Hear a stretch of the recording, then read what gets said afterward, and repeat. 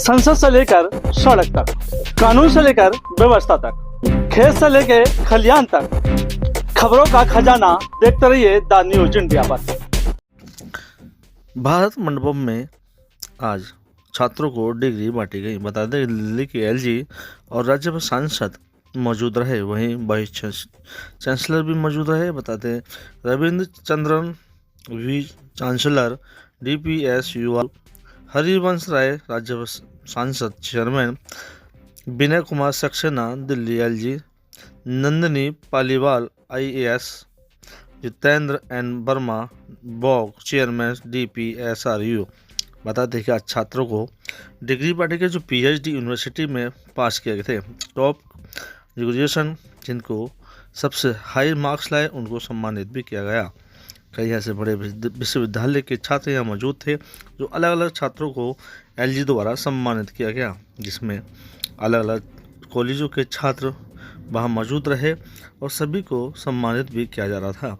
वहीं एलजी ने कहा कि आज का जो भविष्य है वो आप जैसे युवाओं पीढ़ियों के हाथ में है, ताकि आने वाला समय और भविष्य सही तरह से इस्तेमाल हो सके, क्योंकि पढ़ाई एक ऐसी चीज़ है जो ज्ञान जितना लेते हैं उतना ही आगे बढ़ता है। क्योंकि आज मुझे बड़ी खुशी हो रही है कि मैं उन युवाओं छात्र छात्राओं को सम्मानित कर रहा हूं जिन्होंने आज भारत की बागडोर अपने हाथ में संभालने की कसम खाई है।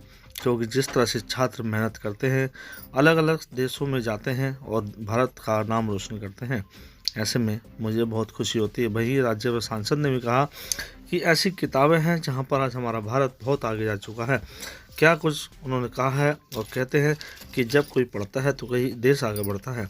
कोविड के समय भी इसी तरह से हमारे साइंटिस्टों ने ऐसी दवाइयाँ बनाई जो अन्य देशों में सप्लाई की, ताकि महामारी जैसी बीमारियों को रोका जा सके। और कोविड में जितनी स्पाइट हमारे सांसदों और मंत्रियों ने अपने वैज्ञानिकों के साथ मिलकर काम किया, वो काम अलग ही सराहनीय था। लेकिन बता दें कि लगातार कहीं ना कहीं हमारी जो आज राजनीति है, हमारा जो भविष्य है, हमारा जो देश है, वो कहीं ना कहीं ऊंचाइयां छूता नज़र आ रहा है। ऐसे में छात्रों के हाथ में ही होता है कि आगे भविष्य क्या है।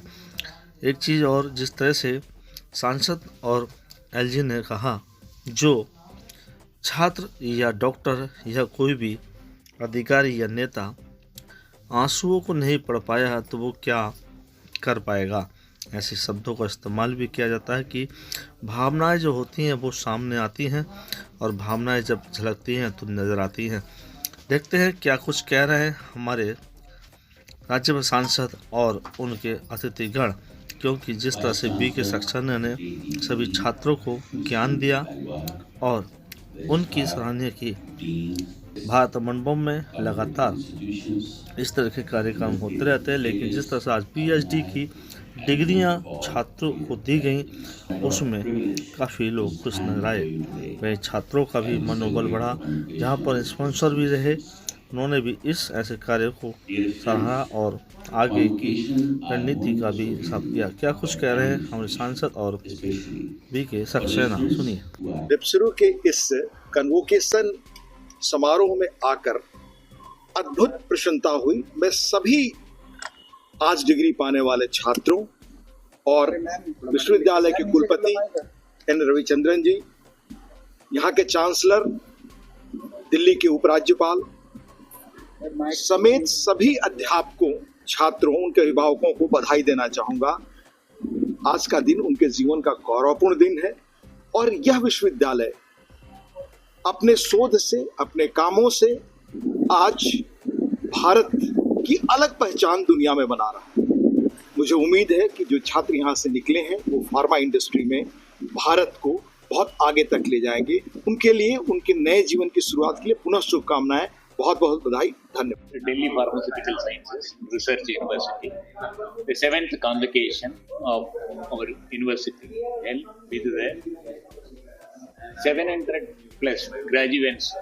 Degree is awarded today with the presence of Honorable the Chancellor, Lieutenant Governor Sri Saxena ji, and Deputy Chairman of Rajya Sabha, Arvind C. Narayan ji, with the honor of wisdom, academic, enriched skill and the technique for that empowering that the scholars with a focused manner, which 2047, the planned activities aligned with that the university and our academic council, the governing council, board of governors, our honorable the chairman Vermaji is aligned with that the objective of the university to enrich that our scholar in every year activity.